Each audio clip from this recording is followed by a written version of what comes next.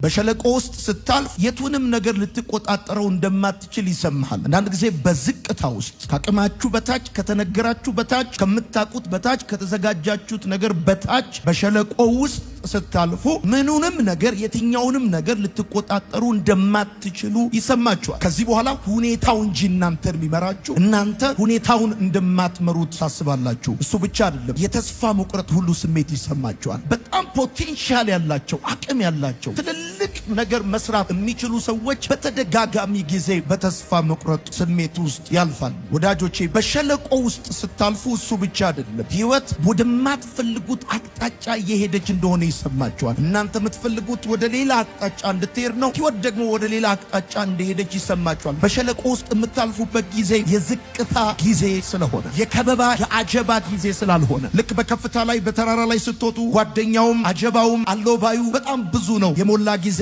የተሳካ ጊዜ፣ ሁሉ ነገሩ ሰው ሁሉ ከእናንተ ጋር ነው የሚሆነው። ልክ ግን ሸለቆ ስትገቡ ያኔ ብቻችሁን ስለምትሆኑ ህይወት በማትፈልጉት አቅጣጫ ትዳር፣ ስራ፣ አገልግሎት፣ ጮኝነት፣ የተለያየ ጉዳይ በማትፈልጉት አቅጣጫ እየሄደ እንደሆነ ሊሰማችሁም ይችላል። እሱ ብቻ አይደለም፣ ዳዊት በጠላቱ በሳኦል እጅ ሊሞት እንደሆነ እንደተሰማው እምትሞቱ መስሎ ሁሉ ሊሰማችሁ ይችላል። ከምታልፉበት ዝቅታ የተነሳ ማለት ነው። አሁን እኔ ይሄን ዓመት እሻገራለሁ፣ አልፋለሁ፣ ይሄን ሁኔታ አልፌ ሰው ሆናለሁ፣ እቆማለሁ፣ አሸንፋለሁ እምትሞቱ እስከሚመስላችሁ ድረስ በእንደዚህ አይነት በሸለቆ ውስጥ የምታልፉበት ጊዜ ቀላል የሚባል እግዚአብሔር በተራራ ላይም ይሰራል፣ እግዚአብሔር በሸለቆ ውስጥም ይሰራል። በሸለቆ ውስጥ ብዙ ነገር ላታገኙ ትችላላችሁ፣ ልታጡ ትችላላችሁ፣ ልትፈተኑ ትችላላችሁ፣ ልትቸገሩ ትችላላችሁ። ይሄ ማለት ግን እግዚአብሔር አይሰራም ማለት አይደለም። እግዚአብሔር አምላክ በተራራ ላይ ይሰራል፣ እግዚአብሔር በከፍታ ላይ ይሰራል። አት ዘ ሴም ታይም ደግሞ በብቸኝነታችሁ በጣም በከበዳችሁ የህይወት ማዕበል ውስጥም ባላችሁበት በዛ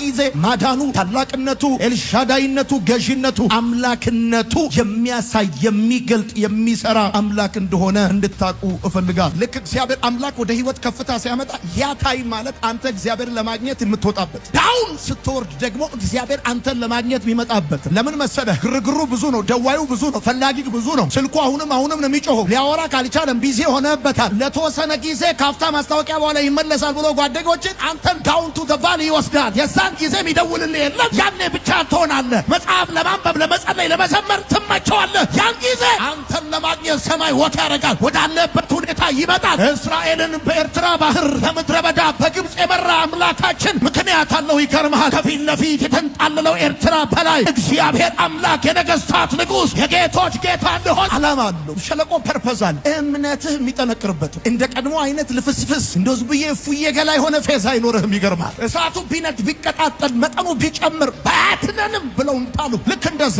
አንበሳ ቢዘጋጅ ጉድጓድ ቢቆፈር የጠራህን እግዚአብሔርን ሳታመነታ ልታምነው ልትከተለው ስትሮንግ ፌዝ ጠንካራ እምነት እንዲኖር። ስማ፣ ማንም ሰው መኪና ሊኖረው ይችላል። የተፈተነ ሰው ብቻ እምነት አለው። ማንም ሰው ቤት ሊኖረው ይችላል። በሸለቆ ውስጥ ያለፈ ሰው ብቻ ነው እምነት ያለው። ልዩነታችን የምንነዳው መኪና ሳይሆን ልዩነታችን ያለፍንበት መንገድ ነው። ብራዘር፣ እግዚአብሔር የማንንም ሰው ህይወት በውጤቱ አይመዝንም። ስለሰምታ አጣቅም። እግዚአብሔር የሰውን ህይወት በመንገዱ እንጂ በውጤቱ አይመዝንም። እግዚአብሔር የሰውን ህይወት በልብሱ አይመዝንም፣ በመኪናው አይመዝንም፣ በወርቁ በቤቱ አይመዝንም። እግዚአብሔር የሰውን ህይወት የሚመዝነው በመንገዱ ነው። በሸለቆ ውስጥ የሚመራ ልዩነት ስለሆነ ነው። ያንተ ልዩነት ቅባቱ አይደለም፣ ሽቶ አይደለም። ያንተ ልዩነት የትምህርት ደረጃ አይደለም፣ ያለፍክበት መንገድ ነው። በሰዓት ውስጥ አልፈሃል፣ በውሃ ውስጥ አልፈሃል፣ በብቸኝነት ውስጥ አልፈሃል። እግዚአብሔር መንፈስንና እምነትን አጠንክረዋል።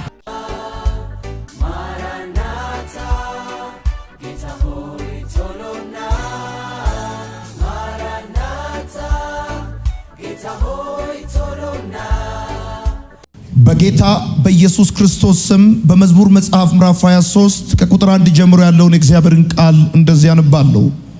እግዚአብሔር እረኛዬ ነው፣ አንዳችም አይጎድልብኝም። በለመለመ መስክ ያሳርፈኛል፣ በዕረፍት ውኃ ዘንድ ይመራኛል።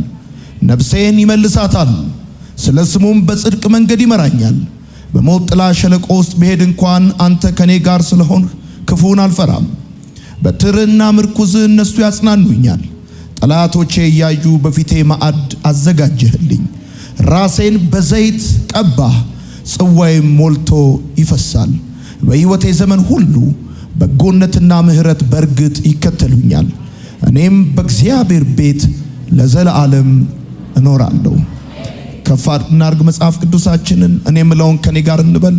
እግዚአብሔር ሆይ አመሰግናለሁ፣ ቃልህን እወደዋለሁ፣ ካንተም እማራለሁ። የበዛ ሰላም፣ የማይወሰድ ደስታ፣ የድል ሕይወት ዛሬም ነገም ለዘላለም አለኝ። አሜን። በኢትዮጵያ አዲስ ኪዳን ካህናት ቤተክርስቲያን አዲስ አበባ አጥቢያ በዛሬ በእሁድ ማለዳ ፕሮግራም ከኛ ጋር ይህንን ቃል እየተካፈላችሁ ያላችሁ ይህን ፕሮግራም ዛሬ የምንካፈልበት የመልእክታችን ርዕስ በሸለቆ ውስጥ ስታልፍ የሚል ይሆናል። ውድ የአገሬ ልጆች፣ ወንድሞቼና እህቶቼ የእግዚአብሔር መንገድ በዚህ ጋር ነው ሊባል በማይችል መልኩ እጅግ አስደናቂና አስገራሚ ነው። እግዚአብሔርም በሰሜን ስትጠብቁት በደቡብ ይመጣል፣ በምስራቅ ስትጠብቁት በምዕራብ ይመጣል፣ በየብስ ስትጠብቁት በባህር ይመጣል፣ በምድር ስትጠብቁት በሰማይ ይመጣል። እግዚአብሔር አምላክ ልጆቹን የሚመራ አምላክ ነው። የሚመራ ብቻ ሳይሆን ደግሞ ወደ ነገራቸው የተስፋ ቃላቸው የሚያደርሳቸው፣ የሚጠብቃቸው፣ የሚሸከማቸው ድንቅ አምላክ ነው። ወዳጆቼ በዚህ ማለዳ የምንካፈልበትን ርዕስ እንደነገርኳችሁ በሸለቆ ውስጥ ስታልፍ የሚል ይሆናል። በሕይወት መንገድ ላይ ከፍታዎችም ዝቅታዎችም አሉ። ሁሌ ከፍታ፣ ሁሌ መከበብ፣ ሁሌ ሙላት፣ ሁሌ ድል ብቻ ሳይሆን አንዳንድ ጊዜም ደግሞ ብቸኝነት፣ ዝቅ ማለት ወይንም ደግሞ በአንዳንድ የሕይወት ፈተናዎች ውስጥ ማለፍ በሰው ሕይወት ውስጥ የተለመደ ጉዳይ ነው። ሕይወት ከተራራና ከሸለቆ የተሰራች ነች። ወዳጆቼ አንዳንድ ጊዜ ሁሉም ነገር ቀና ይሆናል፣ ሌላ ጊዜ ደግሞ ሁሉም ነገር ተቃራኒ ይሆናል። እንደዚህ ገጥሟችሁ የሚያውቅ ይመስለኛል። አንዳንድ ጊዜ ባሰባችሁት ባልጠበቃችሁት የሕይወት መንገድ ላይ ብዙ ነገሮች ቀና ይሆናሉ። ይከፉብኛል ወይንም ደግሞ ይጠነክሩብኛል ብላችሁ የምታስቧቸው ነገሮች ከሐሳባችሁ ከግምታችሁ በተለየ መልኩ ቀና ይሆናሉ። ሌላ ጊዜ ደግሞ በጣም ተዘጋጅታችሁ ጸልያችሁ አስባችሁ በጉዳዩ ላይ በቁርጠኝነት እየተራመዳችሁ ነገሮች ሁሉ ተቃራኒ የሚሆኑባቸው ጊዜያቶች አሉ። እንደነገርኳችሁ በሕይወት መንገድ ላይ ሁሌ ከፍታ ወይም ተራራ የለም፣ ዝቅታም ከፍታም ተራራም አለው። ሕይወት ከተራራም ከሸለቆም ከከፍታም ከዝቅታም ከተቀባይነትም ከመገፋትም ከሙላትም ከጉድለትም ከደስታም ከሐዘንም ከሁለቱም ተሰላስላ የተሰራች እንደሆነች አስባለሁ። ምናልባት ደግሞ ምን ያህል ዝቅ እንዳላችሁ ለመናገር እስከሚቸግራችሁ ድረስ ደግሞ የምትደርሱበት ጊዜ ይኖራል። ማለትም ምን ያህል እየተፈተናችሁ እንደሆነ፣ ምን ያህል ወደ ኋላ እንደቀራችሁ፣ ምን ያህል በአስጨናቂና ከባድ በሆነ ሁኔታ ውስጥ እያለፋችሁ እንደሆነ ለመናገር እንኳን እስከሚቸግራችሁ ድረስ አንዳንዶቻችሁ በአንዳንድ ጉዳይ፣ ለሌሎቻችሁ ደግሞ በሌላ ጉዳይ እንደዚህ አይነት የሕይወት መንገድ ላይ ታልፋላችሁ። በጠይቃችሁ ቃላት ፈልጋችሁ ልታገኙ በማትችሉት አይነት ዝቅታ ውስጥ እያለፋችሁ ያላችሁ፣ መገፋት ውስጥ፣ ማዕበል ውስጥ፣ ተግዳሮት ውስጥ ወይንም ደግሞ የሕይወት ጥያቄ ውስጥ ባልጠበቃችሁት የሕይወት ጥያቄ ውስጥ ያላችሁ አላችሁ። ምናልባት ከ10 ከ15 ዓመት በፊት ተማሪ በነበራችሁ ጊዜ ከወላጆቻችሁ ጋር ስትኖሩ ፕላን ካደረጋችሁት፣ ካሰመራችሁት፣ ከታያችሁ ከዛ ነገር በተቃራኒው እየኖራችሁ ያላችሁ ሰዎች ትኖራላችሁ። ደግሞ የሚገርመው እግዚአብሔር አምላክ በግልጽ አማርኛ በሚገባችሁ ቋንቋ ለእናንተ 1 2 3 ብሎ ነግሯችሁ ሲያበቃ ከዛ በተቃራኒ ቋንቋ በምታጡለት የሕይወት ማዕበል ውስጥ የምትደፈቁና በዛ ውስጥ እያለፋችሁ ያላችሁ ሰዎች በዚህ ውስጥ ልትኖሩ ትችላላችሁ።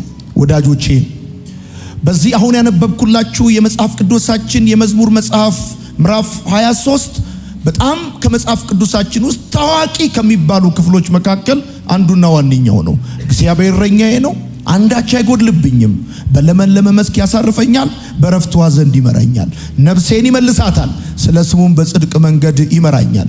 በሞት ጥላ ሸለቆ ውስጥ እንኳን ብሄድ አንተ ከኔ ጋር ስለሆንክ ክፉን አልፈራም ብሎ የዘመረው ዳዊት እስክትገረሙ ድረስ የሚታወቅ ከመጽሐፍ ቅዱሳችን ውስጥ ዋና የሚባል ክፍል ነው። እንደምታውቁት ዳዊት የተቀባ ነው፣ በእግዚአብሔር የተወደደ ነው። ዳዊት እረኛ ነው፣ ድል አድራጊ ነው። ነገር ግን ደግሞ የሚያልፍበትን መንገድ በመዝሙር አርጎ እንደዚህ ያቀርብልናል።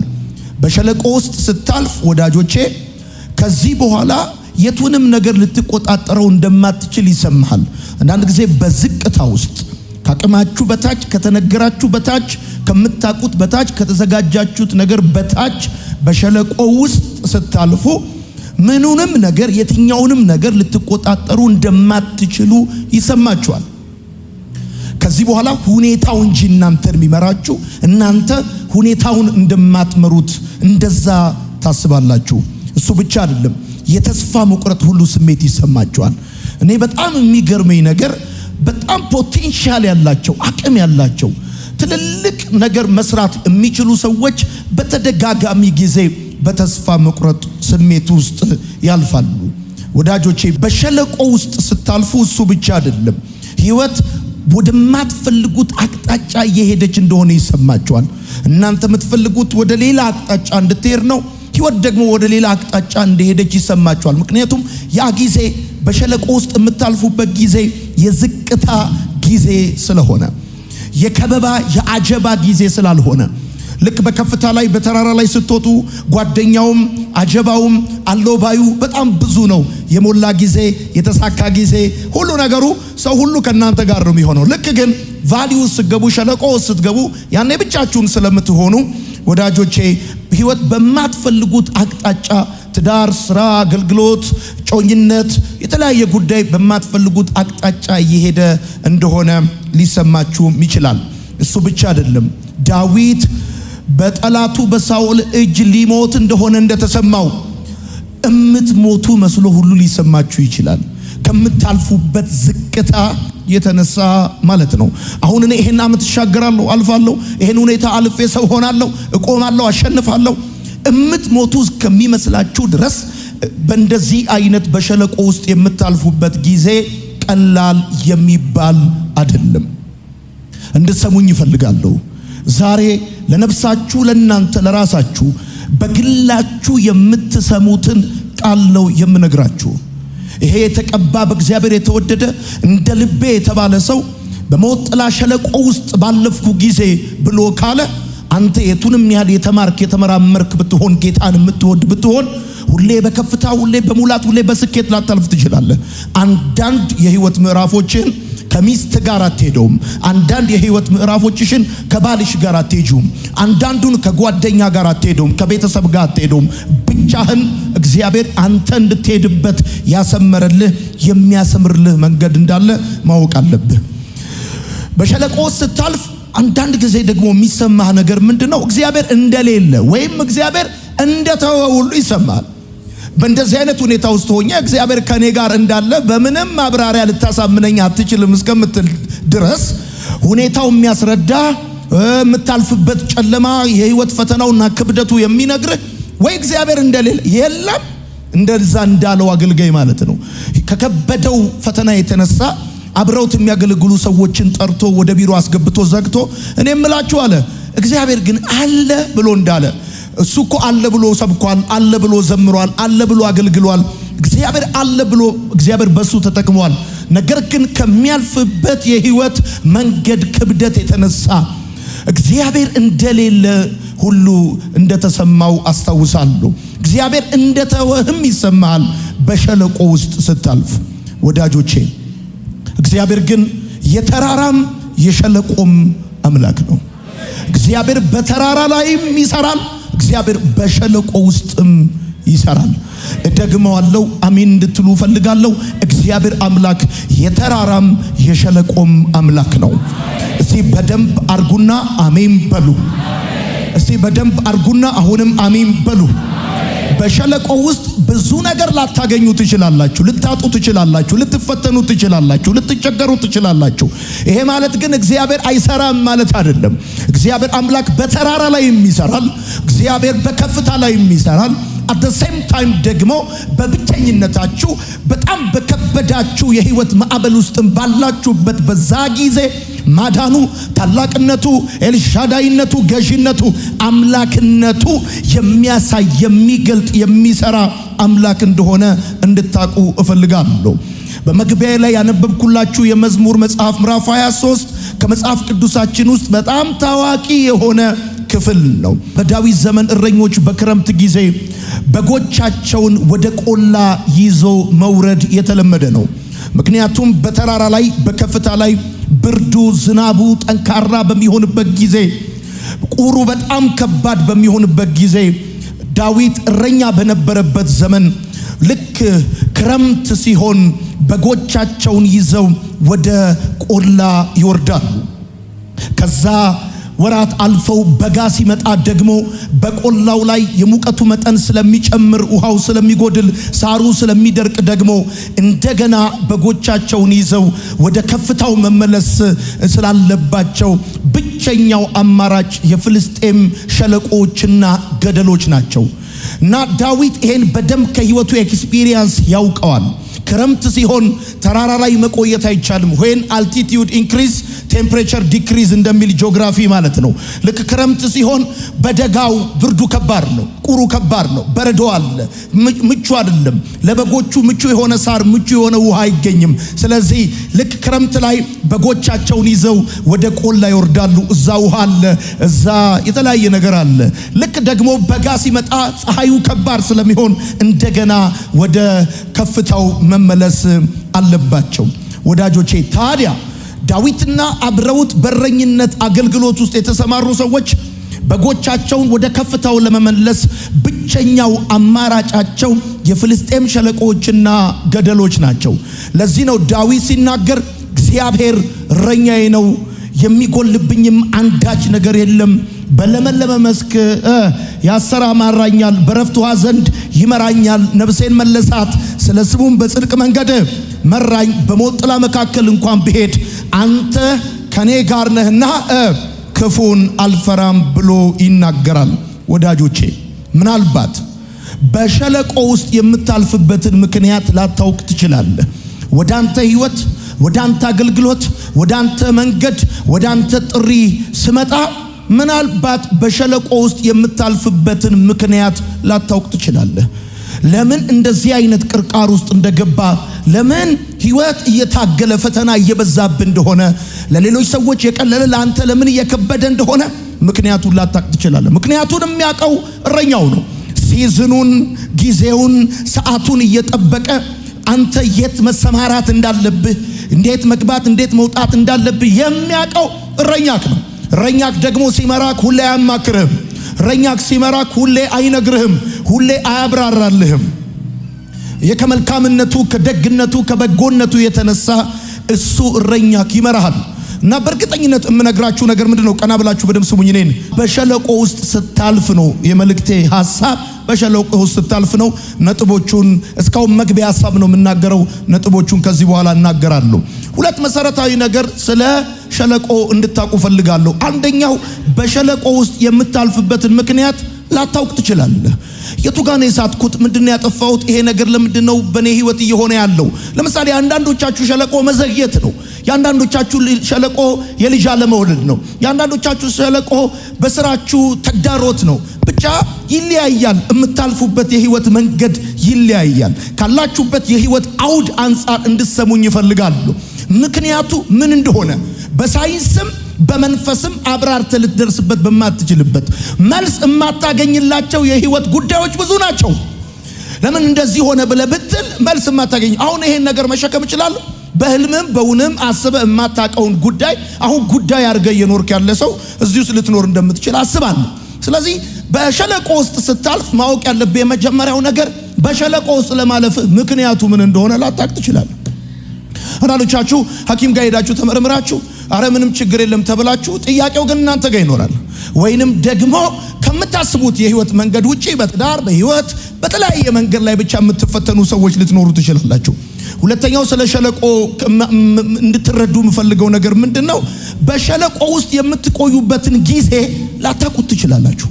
ምን ያህል እዛ ሁኔታ ውስጥ እንደምትቆዩ አታውቁትም።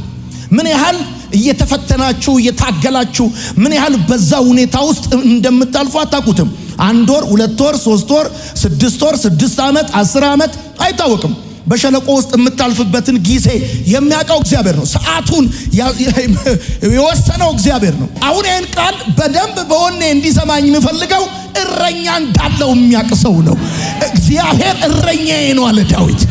ማይጋ እግዚአብሔር እረኛዬ ነው። አባቴ አይደለም፣ እናቴ አይደለም፣ ገንዘብ አይደለም። እግዚአብሔር እረኛዬ ነው፣ የሚያሳጣኝም የለም። ሃሌሉያ! እስቲ በደንብ አርኩና አሜን በሉ።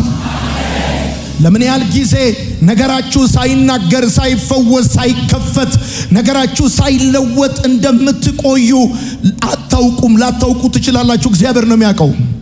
ምናልባት እኮ ቢነግራችሁ እርፍ ትላላችሁ። በቃ ትጠብቃላችሁ። ያንን ቀን በቃ ያንን ቀን ትጠብቃላችሁ። መቼ ነው የሚፈወሰው? መቼ ነው የሚለወጠው? መቼ ነው የሚቀየረው ብላችሁ አይ በቃ የዛሬ 5 ዓመት ነው ከተባል ቁርጥህን አውቀህ ስራህን እየሰራ መዝሙርን እየዘመርክ ትጠብቀዋለህ። ግን እረኛክ የሚገርም ነው። ለምን ያህል ጊዜ በዛ ነገር ውስጥ እንደሚያሳልፍ አይነግርህም። እና አንደኛ ምክንያቱን ላታቅ ትችላለህ። ሁለተኛ በምን ያህል ጊዜ እዛ ነገር ውስጥ ልትቆይ እንደምትችል ላታውቅ ትችላለህ። የሸለቆህን ምክንያትና የምትቆይበትን ጊዜ ባታውቅም አንድ ነገር ግን እንድታውቅ እፈልጋለሁ። የምትጽፉ ሰዎች ካላችሁ የሸለቆህን ምክንያት ባታውቅም በሸለቆ ውስጥ የምትቆይበትንም ጊዜ ባታውቅ አንድ ነገር ግን ማወቅ አለብህ። ሙሉ ህይወትህን በተራራ ላይ ብቻ እንደማትኖር ማወቅ አለብህ። ሙሉ ህይወትህን አንተ ራስን ካወቅበት ጊዜ ጀምሮ ሙሉ ህይወትህን በተራራ ላይ ብቻ እንደማትኖር ማወቅ አለብህ። እየታጀብክ ብቻ፣ እንደሞላልህ ብቻ፣ እንደተቀበሉ ብቻ፣ ሰዎች እንዳጨበጨቡልህ ብቻ በቃ ውጥት ድርግ ግዝት ብልት ልብስ የሚባል ገብቶሃል አይደለ? ሁል ጊዜ በተራራ ላይ ብቻ ኖረ እንደማትጨርስ ግን ማወቅ አለብህ። በተለይ ፕሮግራም ካለብህ እግዚአብሔር ባንተ ህይወት ላይ ዓላማ ካለው ትልልቅ ነገሮች በውስጥ እንዳሉ የምታውቅ ከሆነ ሁሉንም ህይወትህን በተራራ ላይ እንደማትኖረው ማወቅ አለብህ። የሆነ የእድሜ ጊዜ አለ። የሆነ ቀናት የሆኑ ወራቶች አሉ። ዳውን በሆነ ሁኔታ ውስጥ የምትገባበት ይሄን ማወቅ አለብህ። በቃ ይሄን ማወቅ አለብህ። ስለዚህ በእርግጠኝነት እነግራለሁ። ለምሳሌ ሙሴ 40 ዓመታትን በምድረ በዳ አሳልፏል። ዳዊት 17 ዓመታት ተቅበዝብዟል። ጳውሎስ ብዙ ዓመታት በእስር ቤት አሳልፏል። ይሄ የእግዚአብሔር ልጆች በተለይም ደግሞ ትልልቅ ነገር ያለባቸው ሰዎች ባህሪ ነው። ሙሉ ህይወትን በምቾት በድሎት በተቀባይነት በተወዳጅነት በተፈላጊነት ብቻ ላታሳልፍ እንደምትችል ማወቅ አለብህ። ሁለተኛው ስለ ህይወት ሸለቆ ማወቅ ያለብህ ነገር ምንድነው? ሁለተኛው ያለምንም ማስጠንቀቂያ ሊመጣ እንደሚችል ማወቅ አለብህ። ነግሮ ቢመጣ ትዘጋጃለህ። አሁን ቀጣዩ ሲዝን የቫሊ ሲዝን የሸለቆ ሲዝን የምትወርድበት የምትፈተንበት ተግዳሮቶች ውስጥ የምትገባበት ጊዜ ነው ተብሎ ሪማይንደር ተልኮልህ ማስታወሻ ተልኮልህ ማስታወቂያ ተለጥፎ ላይሆን ይችላል። ሸለቆ ውስጥ የምትገባው ወይም ሸለቆ የሚመጣው ድንገት እንደ ትናንት በስቲያ በሰው መካከል ሆነ እንደ ዛሬ ብቻ ልትሆን ትችላለህ። ድንገት እንደ ትላንትና የምትገዛ የምትሸጥ የምትለውጥ ሆነ እንደ ዛሬ ነገሮች ሁሉ ቀጥ ሊሉ ይችላሉ። የህይወት ሸለቆ ያለ ማስጠንቀቂያ ወደ ህይወት እንደሚመጣ ማወቅ አለብህ ወዳጆቼ። ሶስተኛው ስለ ሸለቆ እንድታቁ የምፈልገው ነገር ምንድነው? የሸለቆውን አይነት መምረጥ አትችሉም። የኔ ሸለቆ ይሄ ይሁንልኝ ብለህ መምረጥ አትችልም። የሸለቆውን አይነት የሚመርጠው እግዚአብሔር ነው። የአንዳንዶቻችሁ ሸለቆ ፋይናንስ ሊሆን ይችላል። የአንዳንዶቻችሁ ስራ፣ የአንዳንዶቻችሁ ወዳጅ፣ የአንዳንዶቻችሁ ትዳር፣ የአንዳንዶቻችሁ ጤና የትኛው እንደሆነ ግን እናንተ መምረጥ አትችሉም። አንደኛ ሳያስጠነቅቃችሁ ነው የሚመጣው። ሁለተኛ ይሄ ማወቅ ያለባችሁ ነገር ቢኖር እናንተ የሸለቆውን የችግሩን የተግዳሮቱን አይነት መምረጥ አትችሉም። የሸለቆውን አይነት የሚመርጠው እረኛችሁ ነው። ቅድም እንደነገርኳችሁ ወደ ተሻለ ቦታ በጎቹ ለመውሰድ ያለው ብቸኛ አማራጭ የፍልስጤም ሸለቆችና ገደሎች እንደሆኑ እረኛው ነው ዲተርማይን የሚያደርገው የሚወስነው። በዚህ ጋር ነው ዘንድሮ ምን ሄደው የሚለው በዚህ ጋር ነው። ዘንድሮ ሰዎችን እንቀንሳለን ሊል ይችላል እረኛው። ሄሎ እየሰማ ከሆነ ማለት ነው። እና የምታልፍበትን ሸለቆ የሚመርጠው የሚወስነው እግዚአብሔር ነው። ይሄን እንድታቅ ይገባል። አራተኛ ስለ ሕይወት ሸለቆ እንድታቅ የሚገባው ነገር ምን መሰለ? ሸለቆ እንደማያዳላ ማወቅ አለብህ። ሸለቆ ከሰው አያበላልጥም ብራዘር። ሁሉም ሰው በሸለቆ ውስጥ ያልፋል። ምናልባትም ከአንድ ጊዜ በላይ በሸለቆ ውስጥ ያልፋል። ከአንድ ጊዜ በላይ። አንዳንዶቻችሁ እንድታቁ የሚገባው ነገር ምንድነው? ከአንድ ጊዜ በላይ፣ ከሁለት ጊዜ በላይ፣ ከሶስት ጊዜ በላይ ዳውን በሆነ ሁኔታ ውስጥ ልታልፉ ትችላላችሁ። ሁሉም ሰው በሸለቆ ውስጥ ያልፋል። ሸለቆ አያዳላም። ሰው ከሰው አያበላልጥም። ይገርማችኋል። በደም ስሙኝ፣ እኔ ጋር ሁኑ። በጣም ታዛዥ የሆኑ በጎች እንኳን ሳይቀሩ በሸለቆ ውስጥ የማለፍ ግዴታ አለባቸው። አንድ እረኛ፣ በጎች የሚመራ እረኛ፣ በጎች የሚጠብቅ እረኛ፣ ታዛዥ፣ በጣም መልካም በጎች እንዳሉት ሁሉ ደግሞ በጣም ቀሽቃዣ፣ አስቸጋሪ፣ እዚህ ጋር በደንብ በገንዳ ምግብ ብታቀርቡላቸው የቤቱ የማይጣፍጣቸው ወደ ጎረቤት አንገታቸውን የሚያሾልኩ በጎች አሉ። አስቸጋሪ በጎች አሉ። ያቺ ቀንዷ እንጥጤ ተባረ የሆነችው በግ ተንከሲስ፣ ይገርማል። ተንከሲስ የሆነችውን በግ በሚመራበት መንገድ እረኛው በጣም ታዛዥ የሆነችውንም አብሮ ይመራታል። ይሄ መንፈሳዊ ነገር እማወራን እንደሆነ የገባው ሰው ብቻ ነው ምናምን ብሎ የሚለው። በጣም ታዛዥ በጎች እንኳን በሸለቆ ውስጥ ሊመራቸው እንደሚችሉ ማወቅ አለባችሁ። አሁን እኔ ምን አጥፍቼ ነው? ቁጭ በይ ሲል ቁጭ ብያለሁ፣ ተነሺ ሲለኝ ተነስቻለሁ፣ ተያለኝ ተውኩ፣ አርጊያ ይሄን አረኩ፣ ምን አረኩት? እኔ ይሄው በሰባይ ነው የምኖረው እና ብላችሁ ኮምፕሌን ልታደርጉ አትችሉም። በጣም ታዛዥ፣ በጣም መልካም፣ በጣም ቅን፣ በጣም ደግ በጎች እንኳን ሳይቀሩ በሸለቆ ውስጥ ሊያልፉ እንደሚችሉ እንደሚያሳልፋቸው ማወቅ አለባችሁ። አንድ በግ አንድ እረኛ 2000 3000 በጎች ሊኖሩት ይችላሉ በአይሁዶች ዘንድ። እና በቃ እዛ በግ መካከል የሚዋጋለ፣ የሚራገጣለ፣ የሚንቀሸቀሻለ። እረኛው ግን ጉዞ ሲጀምር ይገርማል፣ ሁሉም ተሰልፈው እና ያቺ አስቸጋሪዋን በግ ከጨዎቹ መካከል ተቀላቅላ፣ ጨዎቹም ከአስቸጋሪዎቹ ጋር ተቀላቅለው ምንም እንዳልተፈጠረ ምናምን እያሉ ሲሄዱ ስታይ ከሩቅ ለሚመለከት ሰው ሁሉም በጎች አንድ አይነት ይመስላሉ። እረኛው ግን በስም ያውቃቸዋል፣ በድርጊት ያውቃቸዋል፣ በደንብ ያውቃቸዋል። እና ማወቅ አለብህ፣ ይሄንን ሄሎ ማወቅ አለብህ ወዳጆቼ። እና ይገርማ ሸለቆ አያዳለም። ሀብታም ድሃ፣ ትንሽ ትልቅ፣ ወንድ ሴት፣ ነጭ ጥቁር አያዳለም። ይገርማል። በደም ስማኝ። ምንም ያህል ጥሩ ብትሆን፣ የቱንም ያህል ጥንቃቄ ብታደርግ ለውጥ አታመጣም። በጣም ጥሩ ብትሆን፣ የቱንም ያህል ጥንቃቄ ብታደርግ፣ ተግዳሮቶችን ቻሌንጆችን ወደ አንተ ህይወት እንዳይመጡ ምንም ለውጥ አታመጣም። አንተ በጣም ጥንቃቄ ቢኖርህ፣ በጣም ጥሩ ሰው ብትሆን፣ ደግ ብትሆን፣ በቃ ከበር መልስ ጋባዥ ብትሆን፣ በቃ ያውንኩ ብትል ይገርምሃል፣ ንፉጎቹን በሚወስድበት የህይወት መንገድ አንተንም እረኛው ሊወስድ እንደሚችል ማወቅ አለብህ ወዳጆቼ። ታዝላችኋል። ዳዊት ቁጥር 4 ላይ ስለ ህይወት ሸለቆ ከመናገሩ በፊት፣ ስለ ሸለቆ ከማውራቱ በፊት እንደዚህ ብሎ ይናገራል። ስለ ስሙ ሲል በጽድቅ መንገድ መራኝ ይላል። አይታል።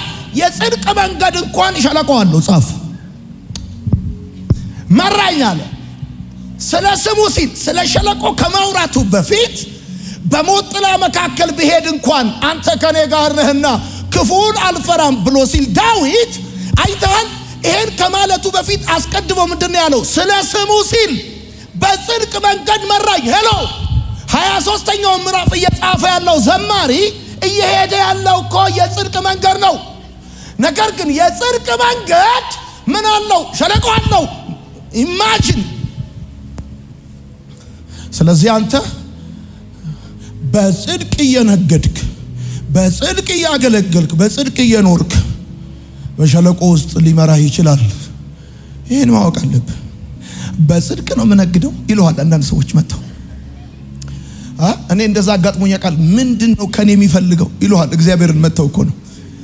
እንዴት በቃ እንደዚህ ብለው ይሄው ይሏል። ምንድነው የሚፈልገው ከኔ ይላል። እንዴት ይሄው በቃ በጽድቅ ነው እንደዚህ ነው እንደዛ ይላል። እና ዳዊትስ ምን አለ? እግዚአብሔር እረኛዬ ነው የሚያሳጣኝም የለም አለ። ከዛስ ስለ ስሙ ሲል አለ በጽድቅ መንገድ መራኛል። ከዛ በኋላ ነው ስለ ሸለቆ ያወራው ሰውየው። ኢቭን የጽድቅ መንገድ እንኳን ሸለቆ ሊኖረው ይችላል ወዳጆቼ። አምስተኛ እንድታቅ የምፈልገው ነገር ልንገርህ። አምስተኛ እንድታቅ የምፈልገው ነገር ሸለቆ የማይቀር ሀቅ መሆኑ ነው። የማይቀር ሀቅ። ሰዎች ከአንድ ጊዜ በላይም በሸለቆ ውስጥ ሊያልፉ ይችላሉ። የማይቀር ሀቅ ነው። ስማ፣ ወደ ከፍታው ሌላ መንገድ የለም። አማራጭ መንገድ የለም። the only way ወደ ከፍታው ያለው መንገድ ዝቅታው ብቻ ነው።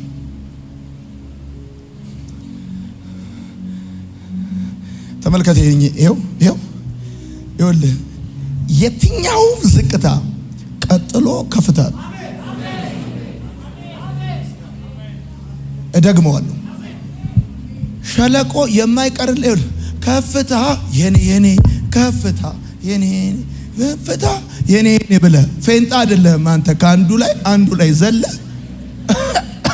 የሚታይ። ለምሳሌ አሁን ያለህበት ከፍታ ሊሆን ይችላል። ወደ ሌላ ከፍታ የኔ እስቲ ጨርቃችሁ ብድግ አድርጉና እንዲህ ብለህ እዛኛው የሚታይ ከፍታ ካለ ተወርድና ነው እንደገና ምትወጥ አይቀርልም።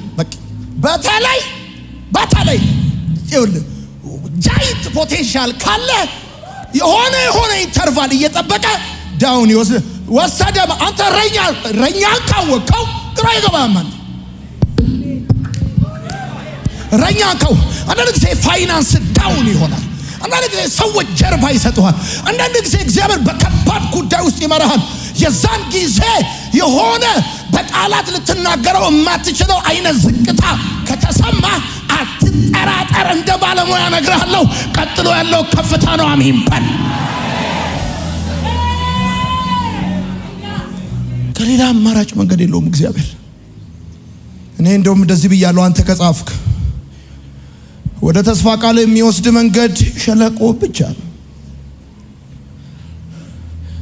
ወደ ተስፋ ቃል የሚወስድ መንገድ ሸለቆ ብቻ ነው። ወዳጆቼ እኔ እንደው ዝም ብዬ ኢሉዥናል ክርስቲያኒቲ እንድትኖሩ አላስተምራችሁም። እንደው ዝም ብሎ አየር ላይ የሆነ ክርስትና ብቻ አልነግራችሁም። ትወጣለህ ብቻ አይደለም ምልህ፣ ልትወርድም ትችላለህ። ወርደሃል ማለት ግን አብቅቶልሃል ማለት አይደለም። ወርደሃል ማለት ተዋርደሃል ማለት አይደለም።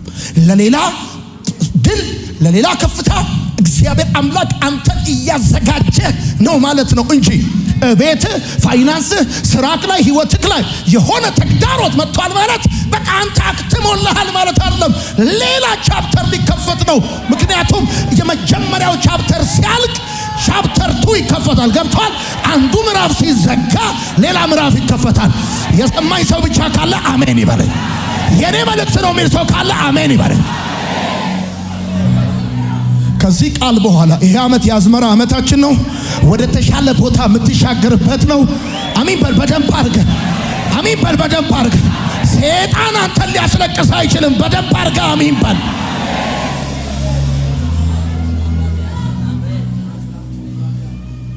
ስለዚህ ስለ ሸለቆ እንድታቅ የምፈልገው ነገር አለ። አንደኛ ሸለቆ ውስጥ የምታልፍበትን ምክንያት ላታቅ ትችላለህ። ምን ያህል ጊዜ እንደምትቆይ ላታቅ ትችላለህ። ነገር ግን ሁሉም ሰው የህይወት ዘመኑን በከፍታ አይጨርስም። ከዛ ሲቀጥል ደግሞ በማስጠንቀቂያ ወደ አንተ አይመጣም። እሱ ብቻ አይደለም፣ የማይቀር ጉዳይ ነው። ይሄ አሁን የነገርኩ ሸለቆ ብዬ የምልህ ጉዳይ የሚመጣ ጉዳይ ነው። የማይቀር ጉዳይ ነው። ሌላ የተሻለ መንገድ የለም ወደ ከፍታ። የተሻለ መንገድ ወደ ከፍታ ዝቅታ ነው። የተሻለ መንገድ ወደ ክብር ውርደት ነው። የተሻለ መንገድ ወደ ማግኘት ማጣት ነው። የተሻለ መንገድ ወደ ድል ወደ ስኬት ፈተና ነው። አለቀ። አስተማሪ ዓመት ሙሉ ያስተምርህና የፈተና ወረቀት ጠረጴዛ ላይ ያስቀምጥልሃል፣ ይፈትናል ማለት አንተ ወደሚቀጥለው ክላስ መሻገር ካለብህ ኤቭሪ ፈተና አናዘር ሌላ ሌቭል ኦፍ ክላስ አለው። በቃ ኢየሱስ ጌታ ነው። አሜን ይባላል።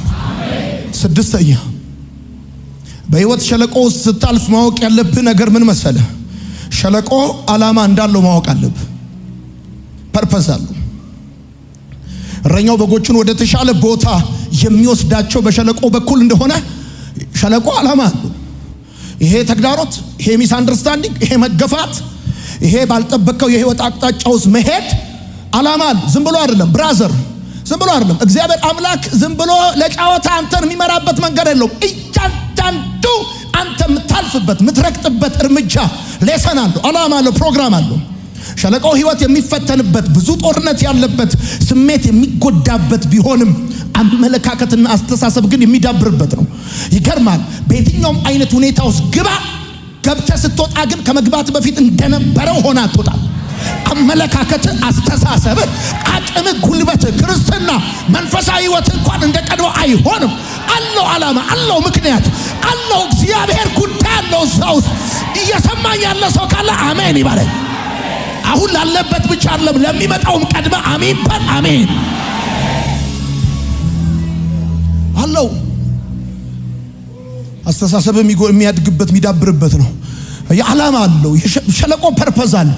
እምነትህ የሚጠነክርበት ነው። እንደ ቀድሞ አይነት ልፍስፍስ እንደው ዝብዬ ፉዬ ገላ የሆነ ፌዝ አይኖርህም። ይገርማል። እሳቱ ቢነድ ቢቀጣጠል መጠኑ ቢጨምር ባያትነንም ብለው እንዳሉ ልክ እንደዛ አንበሳ ቢዘጋጅ ጉድጓድ ቢቆፈር የጠራህን እግዚአብሔርን ሳታመነታ ልታምነው ልትከተለው ስትሮንግ ፌዝ ጠንካራ እምነት እንዲኖር ገብቷል። ስማ፣ ማንም ሰው መኪና ሊኖረው ይችላል። የተፈተነ ሰው ብቻ እምነት አለው። ማንም ሰው ቤት ሊኖረው ይችላል። በሸለቆ ውስጥ ያለፈ ሰው ብቻ ነው እምነት ያለው። ልዩነታችን የምንነዳው መኪና ሳይሆን ልዩነታችን ያለፍንበት መንገድ ነው። ብራዘር፣ እግዚአብሔር የማንንም ሰው ህይወት በውጤቱ አይመዝንም። ስለሰምተህ አታውቅም? እግዚአብሔር የሰውን ህይወት በመንገዱ እንጂ በውጤቱ አይመዝንም። አንተ ስማኝ፣ እግዚአብሔር የሰውን ህይወት በልብሱ አይመዝንም፣ በመኪናው አይመዝንም፣ በወርቁ በቤቱ አይመዝንም። እግዚአብሔር የሰውን ህይወት የሚመዝነው በመንገዱ ነው። በሸለቆ ውስጥ የሚመራ ልዩነት ስለሆነ ነው። ያንተ ልዩነት ቅባቱ አይደለም፣ ሽቶ አይደለም። ያንተ ልዩነት የትምህርት ደረጃ አይደለም፣ ያለፍክበት መንገድ ነው። በሰዓት ውስጥ አልፈሃል፣ በውሃ ውስጥ አልፈሃል፣ በብቸኝነት ውስጥ አልፈሃል። እግዚአብሔር መንፈስንና እምነትን አጠንክረዋል። በደንብ አድርገህ አሜን በል።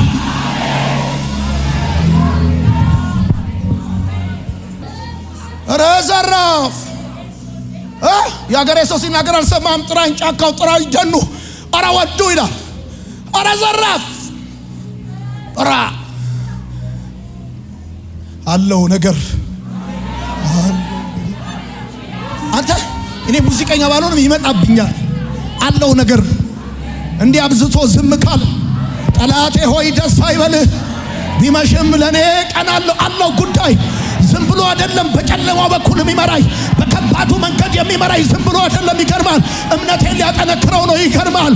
እስራኤልን በኤርትራ ባህር በምድረ በዳ በግብፅ የመራ አምላካችን ምክንያት አለው። ይገርማል። ምክንያት አለው። ከፊት ለፊት የተንጣለለው ኤርትራ በላይ እግዚአብሔር አምላክ የነገስታት ንጉሥ የጌቶች ጌታ እንደሆነ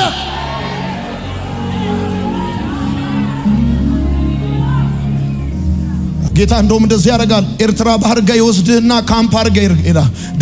ድንኳን በቃ ድንኳን ይዞ ትዶክናል። አረ ፈርዖን እየሮጠ ነው፣ ይሩጥ። ሰረገላ እየመጣ ነው፣ ይምጣ። ቁጭ በሉ። አረ በግብፅ መቃብር ጠፍቶ ነው ወይ? እንደሱ አይባልም ብራዘ፣ እንደሱ አይባልም። ዛሬ የምታዩዋቸውን አለ ሙሴ ሲል ለዘላለም አየህ። ልክ የምታልፍበት መንገድ ፐርፐዝ አለ። ሸለቆ ዓላማን እምነትን ማጠንከር፣ ማቹርድ እንድትሆን እንድትበስል፣ እንደ ቀድሞው እንዳትናገር፣ የልጅነት ጠባይ ካንተ ላይ እንዲወድቅ ገብቶ የሚገርም የህይወት መዓዛ ለእግዚአብሔር እንድታቀርብ።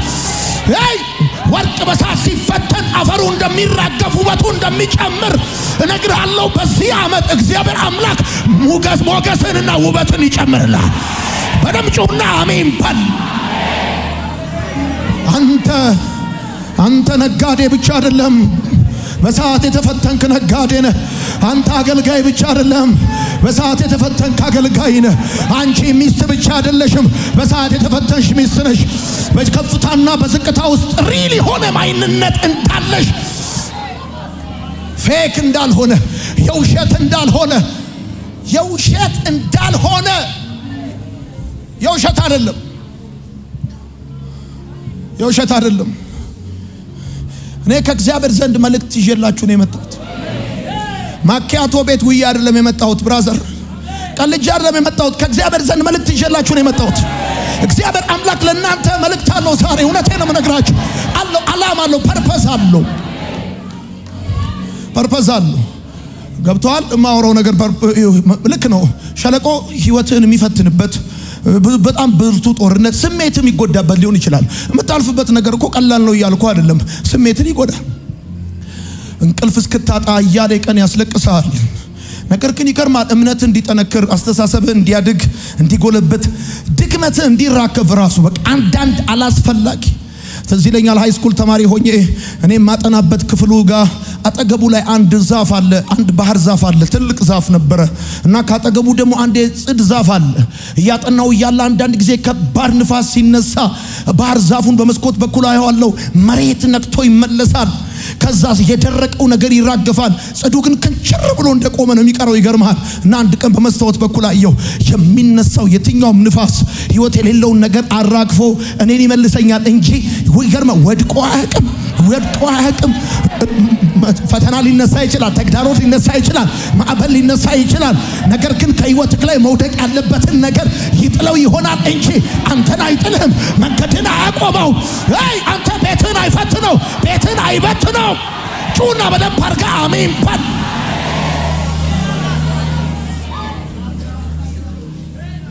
አለው ነገር እግዚአብሔር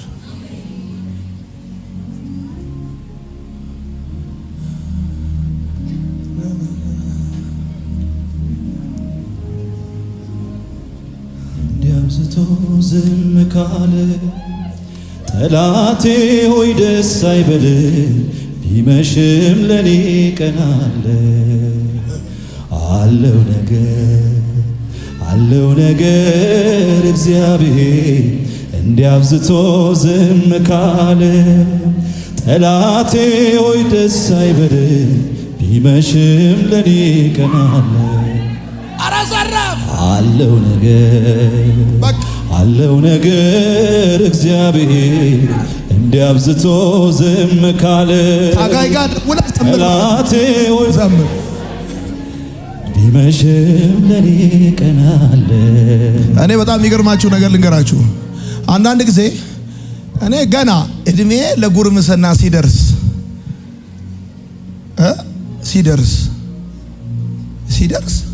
ነው የቤተሰብ ኃላፊነት የተረከብኩት። እኔ በ21 በ22 ዓመቴ ዳሽን ባንክ ሄጄ ብድር ጠይቄ ተበዳሪ የነበርኩ ሰው ነኝ። ብድር አምጥቼ ለቤተሰብ ሰጥቼ እኔ አላስታውስም። ከኃላፊነት የወጣሁበትን ጊዜ አላስታውስም።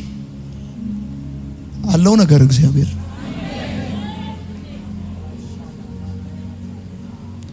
የቤተሰባችሁን በርደን እናንተ ላይ ከጫነ ለሀገር አጭቷችሁ ነው። እግዚአብሔር ኢየሱስ ጌታ እና ስድስተኛው ማወቅ ያለብን በሸለቆ ውስጥ ስታልፍ ሸለቆ ፐርፐዝ አለው፣ ዓላማ አለው። መዘግየትህ ዓላማ አለው እንጂ እንደው ዝም ብሎ አንተ ዓላማ አለው። ብራዘር ዓላማ አለው በላቸው ብሎኛል ጌታ። ሰባተኛ በሸለቆ ውስጥ ስታልፍ ማወቅ ያለብን ነገር ልንገርህ። ሸለቆ ማለፊያ እንጂ መኖሪያ እንዳልሆነ ማወቅ አለብህ። ማለፊያ ነው፣ የምታልፍበት እንጂ የምትኖርበት አይደለም። ብራዘር እሱ መክሰስ እንጂ ራት አይደለም። ታልፈዋለህ። ይሄን አልፈ ትዘምራለህ፣ ይሄን አልፈ ትመሰክራለህ፣ ይሄን አልፈ እንደ ታሪክ ታወራዋለህ፣ ይሄን አልፈ መጽሐፍ ታረጋዋለህ፣ ይሄን አልፈ መዝሙር ታረጋዋለህ። ታልፈዋለህ። ይገርማ። ይሄ ማለፊያ ነው። ይሄ ጨለማው ምናም ይሄ ማታከክ ማለፊያ እንጂ መኖር አይደለም። ዳዊት በሸለቆ በኩል ነው ያለው። በሸለቆ በኩል ነው ያለው። ሸለቆ ማለፊያ እንጂ መኖር አይደለም። እና ብዙ ጊዜ እኔ ሳጣ የማይደብረኝ ለዛ ነው፣ የማላለቅሰው ለዛ ነው። ማለፊያ ነው እንጂ መኖሪያ የሚባል ማጣት የለም። ብራዘር ኢየሱስ ጌታ ነው። ማለፊያ ነው። ጌታ ምስክሬ፣ ማለፊያ ነው። ስምንተኛው በሸለቆ ውስጥ ታልፍ ማወቅ ያለብን ነገር ልንገርህ።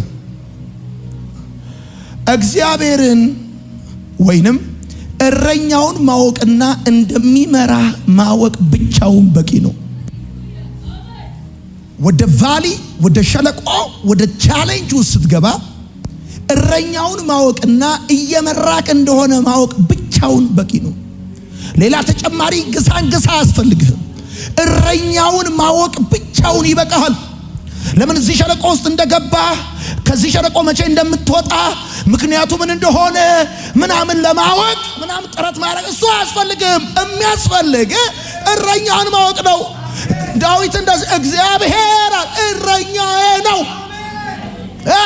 እሳ አይደለም፣ ታላቅ ወንድሜ አይደለም፣ ጉልበቴ አይደለም፣ አቅሜ አይደለም፣ እግዚአብሔር እረኛዬ ነው፣ የሚያሳጣኝም የለም። በለመለመው መስክ በረፍቱ ዘንድ ይመራል። ነፍሴን መለሳት፣ ስለ ስሙም በጽድቅ መንገድ መራኝ። በሞት ጥላ መካከል እንኳን ብሄድ አንተ ከኔ ጋር ነህና። ቻቻቻቻቻ የገባው ሰው ካለ የሰማኝ ሰው ካለ በሸለቆው ስታልፍ የሚጠቅምህ እነማን እንደተውህ፣ እነማን እንደረሱ፣ እነማን እንደሚያወሩብህ አይደለም ማወቅ የሚጠቅምህ እረኛን ማወቅ ነው። እረኛ እግዚአብሔር ነው ማለት ነው። በቃ አለቀ። እየመራክ እንደሆነ ማወቅ።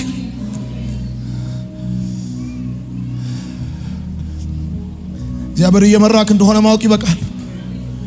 እሱ ብቻ ማወቅ በቂ እንደሆነ ማወቅ አለ። ካንተ ጋር እንደሆነ ካወቅ ይበቃል። እረኛክ ማን እንደሆነ ሰው እንደሆነ ካለ ላጥ ነው፣ ከሌለ ቀጥ ነው። ሰው እንደሆነ አሾይና ነው በቃ። ሰው እንደሆነ ፈንዲሻ በለው በቃ። ስታየው ሳህን ሙሉ ነው፣ ስትዘግነው ጭብጥ አይሞላም በቃ። በምታልፍበት መንገድ እረኛህን ማወቅና እየመራቅ እንደሆነ ማወቅ ብቻው በቂ። አንዳንዶቻችሁ የምታልፉበትን የህይወት መንገድ ማብራሪያ ፍለጋ እንዳትሰቃዩ፣ እንዳትቸገሩ። ዘጠነኛ ማወቅ ያለብን ነገር ልንገርህ። ይሄ ሸለቆስ የምታልፍበትን ምክንያት ላታቅ ትችላለህ፣ የምትቆይበትን ጊዜ ላታቅ ትችላለህ። ነገር ግን ዘጠነኛ ማወቅ ያለብን ነገር ልንገርህ። እግዚአብሔር ላንተና ለእርሱ ክብር በማያመጣ መንገድ እንደማይመራ ማወቅ አለብህ። በየትኛው መንገድ ይምራ እግዚአብሔር አምላክ በዛ መንገድ የሚመራ ላንተና ለሱ ክብር እንደሚያመጣ እርግጠኛ በሆነበት መንገድ ብቻ ነው የሚመራ። አንድ ነገር አውቃለሁ፣ በየትኛው መንገድ ይውሰደኝ፣ በአጭሩ ይውሰደኝ፣ በረዥሙ፣ በከባዱ ይውሰደኝ፣ በቀላሉ እግዚአብሔር ለኔና ለሱ ክብር በማያመጣ መንገድ አይመራኝም። እግዚአብሔር እኔን የሚመራኝ ለኔና ለሱ ክብር በሚያመጣ መንገድ ነው የሚመራኝ። ብቻዬን ሊሆን ይችላል፣ ከባድ ሊሆን ይችላል፣ ፈተናው ብዙ ሊሆን ይችላል።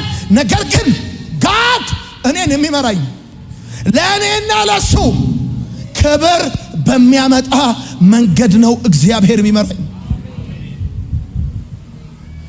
ቀላሉን አስጥሎ ከባዱን ከሰጠኝ፣ ባልጠበቅኩት የህይወት መንገድና ዝግጅት ባላደረኩበት ሁኔታ ውስጥ በሚሄድበት መንገድ እግዚአብሔር ከወሰደኝ 100% እርግጠኛ ነኝ። ይሄ ነኝ። በሸለቆ ውስጥ የገባሽበትን ምክንያት ላታቂ ትችላለሽ። ምን ያህል ጊዜ እንደምትቆይ ላታቂ ትችላለሽ። አንድ ነገር ግን እንድታቂ ይፈልጋለሁ። እግዚአብሔር ላንቺና ለሱ ክብር በማያመጣ መንገድ አይመራሽም። እያወራ ያለሁትኝ እግዚአብሔር እረኛው እንደሆነ አምኖ የተቀበለና የገባው ሰው ብቻ ካል 100% ነግርሃለሁ።